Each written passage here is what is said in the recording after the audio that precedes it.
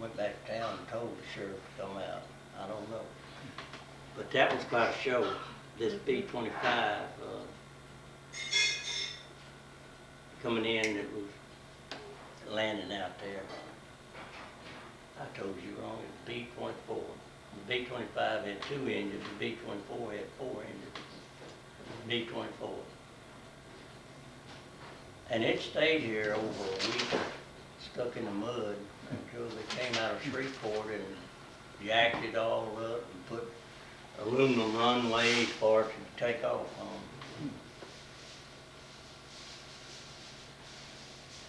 Let's see, what else, Emily, you may remember that we,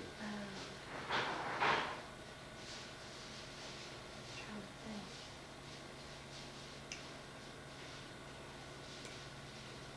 we used to have a lot of fireworks around Christmas time, was a busy time for everybody. The downtown decorations were nothing but, say, something like a 60-watt bulb or something like that, little round bulb, and the wires went straight across the street, Main Street, from building to building. We didn't have angels and all that kind of stuff. It was really beautiful. And the firemen used to paint those bulbs to give them the color, like red, blue, green. They were just regular light bulbs. And the firemen put them up every year and took them down. It was really a, you know, pretty sight. They were all colored and they just kind of, they just looked, best I remember, looked like it might be every 25 feet there were a row of lights going across the street.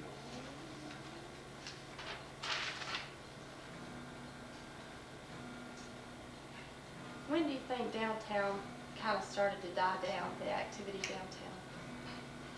Wasn't too long after World War II. Wasn't too long. So many businesses moved up. We got so mobile after the war, we kind of got affluent, if I'm saying the right word. And people had more cars. It was something for a family to have more than one car, you know, back in my childhood. And people, well, let's face it, during World War II, people did better. They could go to the shipyards and came home with a little money and bought more cars, and then you had to have more parking. You know, people began to get mobile. That's what I like to call it. And so you had to have more parking. Well, you didn't have any parking downtown, so it began to move out, you know, like really it kind of moved before it went to the loops. It moved up North Street and a little further out of town. And now it's gone to malls. It's gone from just a parking lot to malls, seem like. And that's what happened to our beautiful homes on North Street. They turned into car dealerships and McDonald's hamburgers and those kind of things. The one thing that Nacogdoches was blessed in is when they were lucky enough to land SFA. It changed the whole picture of Nacogdoches.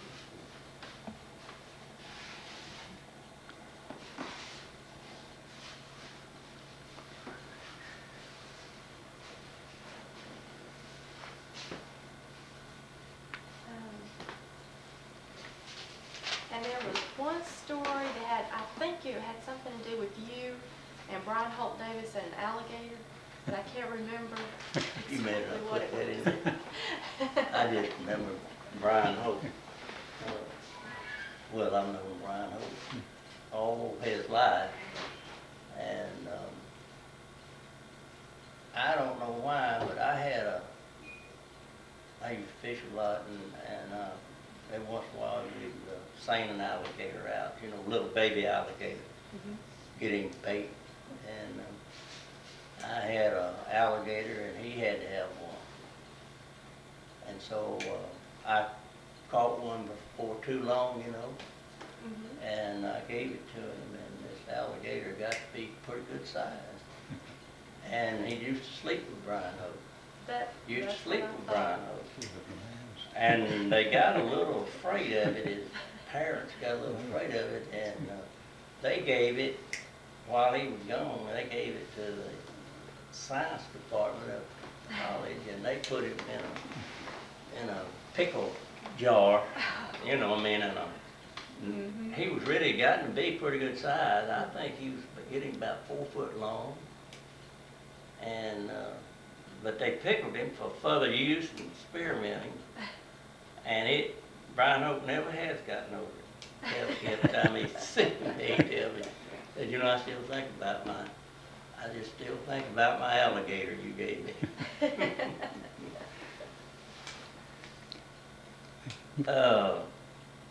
I told you another one, I don't know where you're gonna fool with it, not about Sheriff Bradley.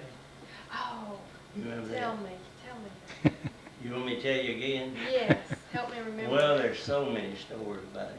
You know, he was our famous sheriff. It was sheriff here for years and years. And when he retired, he had a brother that lived in front of the Parrott Memorial Church over here.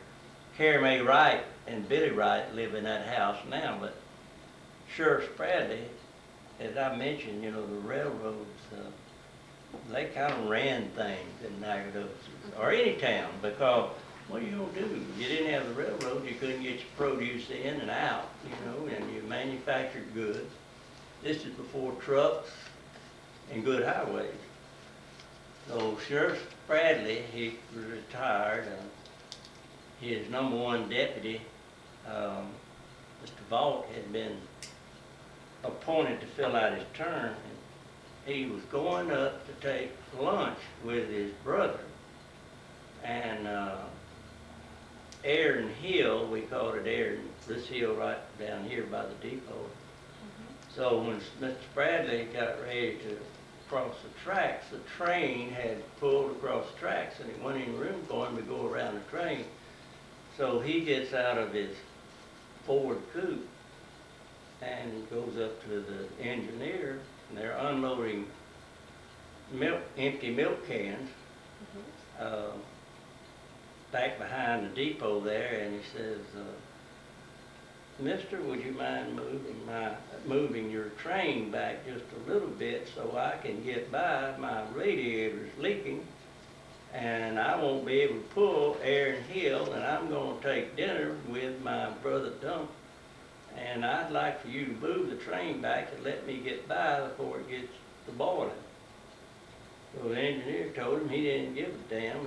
I don't know where you better put that in. I've always heard it. He didn't give a damn about his car getting hot.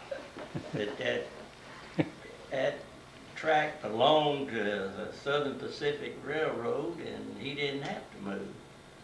And Sheriff Bradley didn't say a word. He just went back to his vehicle and got his 33rd Winchester and started shooting the bell on the steam engine. And the engineer bailed out and ran down the train as far as he could, you know, and he, where Rossini, not Rossini, we call it, Clear Springs now. Anyway, he ran through there and down to, close to the bridge on the creek, and came in the back door, and there was a restaurant there.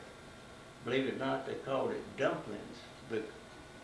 Dumplings because people that had enough time when they get to Nacogdoches, they'd go down and eat a bowl of chicken and dumplings. So the people that owned it was named Lapans. They were Lapans. That was their real name, and they named the restaurant Dumplings because they had a reputation of being so good. She kept her chickens out back, and, you know, and bought them live and dressed them. Anyway, he runs in the back. This engineer does, says, I got to use your phone quick. Said, there's an old man out there shooting up the railroad. And they gave it to him, and so he said, Central, get me the sheriff quick. No number now, Central. And she got him and said, Sheriff, says, this is so-and-so engineer for Southern Pacific. Says, there's an old fool down here shooting up the railroad property.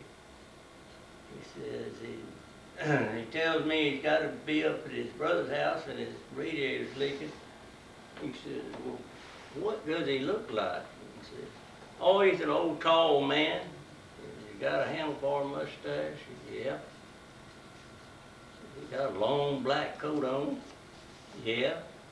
Sure does, long black coat. Is his pants stuck down in his boots? I believe they are. I believe they're stuck down in his boots. Well, says, has he got a black hat? He says, yeah, he's got wearing a black hat. And he's going to take dinner with his brother? Yeah. Well, tell me something. Says, did he hit what he's shooting at? He said, every time. He says, I can't come down there.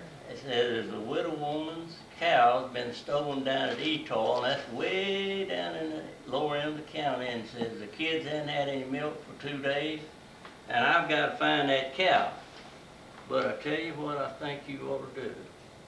He says, what? He said, you go up there to that train, and you back that train up and let that old man by, and you consider yourself one of the luckiest men in the world. Oh, That that's is a a true great story. story. That It is a is, great it's a story. true story.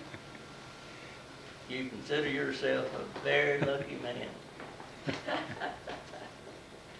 That Oh, used to be a common story, you know, Sheriff Bradley hadn't been dead when I was a kid, you know, he was still living when I was a kid, but that was a common story.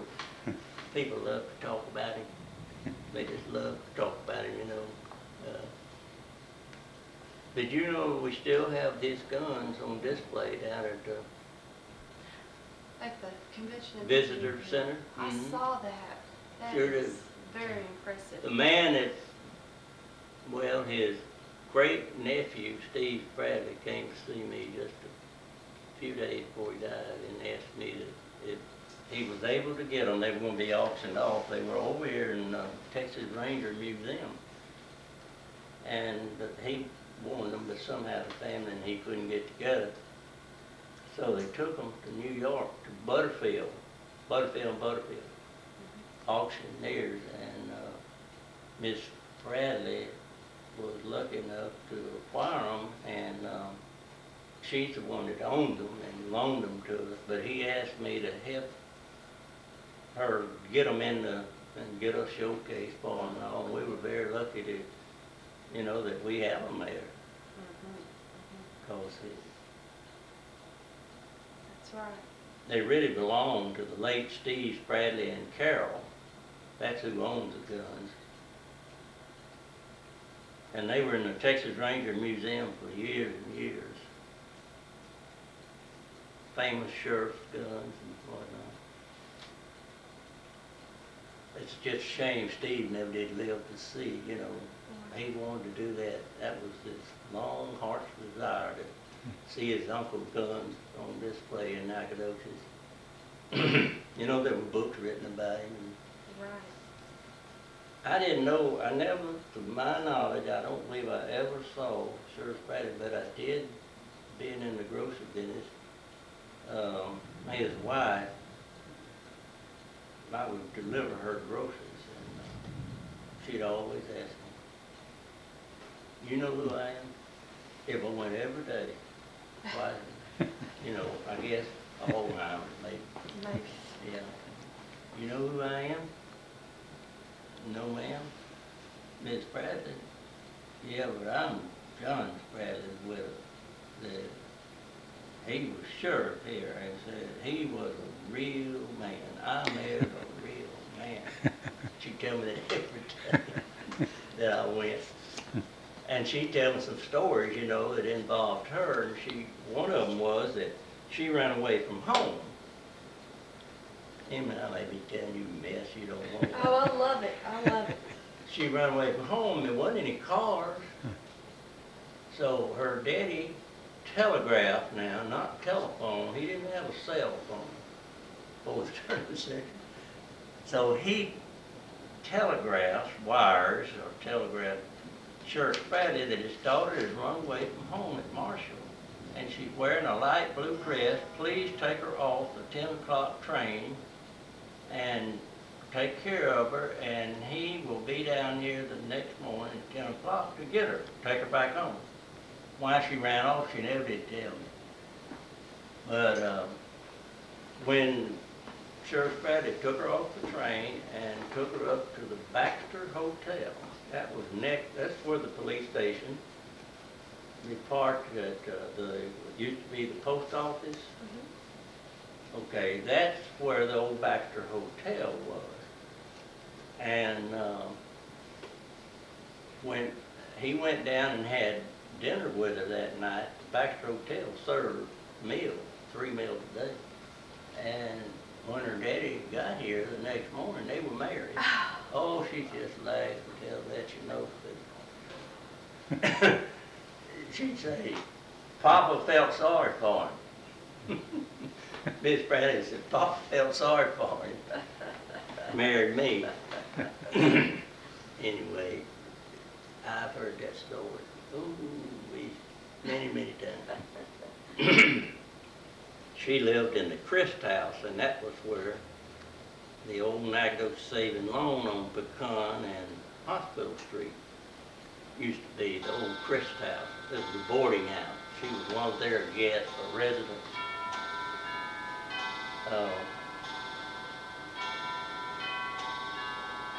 Let's see, Emily, what else we need? I'm not rushing you, don't misunderstand me. I'm just trying to come to grips and think of something. That old Sheriff Roebuck. Yeah. I don't know It's if a we did shame. that. It's a red, Bob Murphy and I talked about this the other day. It's a shame Excuse me a minute. somebody didn't get his memoirs. I Roebuck. bet that's right. I Did, bet that's he didn't right. hire your husband. He was gone then. wasn't He was already gone. But he had not been gone long, and there were still a lot of people there that, remembered He and had told- worked for him. He was something else. Everybody slept better because of the book. I'm serious. I bet that's right. Of course, he couldn't get away with what things he did. You know? They would take somebody he knew, knew what he wanted to know, and he had a deal worked out with Terry Crawford, out here at the airport. And better not print this, and they get in trouble. And he'd say, okay, you so-and-so, you tell me who killed him, or who stole that, or something, And he'd take him out. Mr. Crawford would fire up an airplane. He ran the airport, and drove up, make him get in, strap him in, said, no, I'm gonna strap you in, you won't fall out. And, never did take off for one. And I guarantee you, he got a mini confession right there at the Right airport. then and there, huh? Right then and there. I bet that's I right. remember one time, my daddy was on school board. This is 1945, or maybe 44. This is 45. I guess it could have. Anyway, he said, do you ever stand out there by that old tree in the morning where those boys are smoking? My dad's on, and Mr. Chamberlain had asked the board to give him permission to ask Roebuck to help him stop the smoking going on out there. And he said, we gave him permission and said, if you're one of them, you better stay clear of there. That's what my daddy said. He came home from a school board meeting. And I wasn't really, I wasn't, but anyway. About 2 mornings or 3 later, here comes this police car, 41 Ford. During the war, couldn't get anything. And that radio arrow was flopping. It used to be as tall as 20 feet tall, seemed like. And Roebuck gets out, parks over there on the east side of the mountain, and gets out, walks across the street, and football boys used to be pretty independent, Roebuck said, who's got, and cigarettes were pretty hard to come by. I said, who's got smokes? Who's got smokes? I won't smoke. Somebody gave it to him, he lit it up. And he stood there and talked to him a while. I don't know what he's talking about, but I'm watching it. And I saw him rubbing his cigarette out with his boot. He wore cowboy boots quite a bit. He said, this isn't right. This isn't right. He says, I'm going to I'm throwing mine down. He said, boy, said, this isn't right. Says, let's don't do this no more. And I ended up saying, I'm gonna be back up here now. I don't know when, I don't know, maybe tomorrow.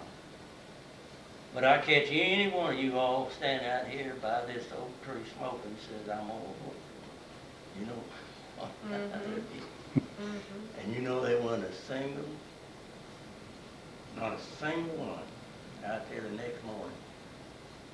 He just had a command about him, you know. I'm serious, he really did. He just had a command about him. He was one more fellow. You know, as we never did say police will get her, police will catch you, police will give you a ticket.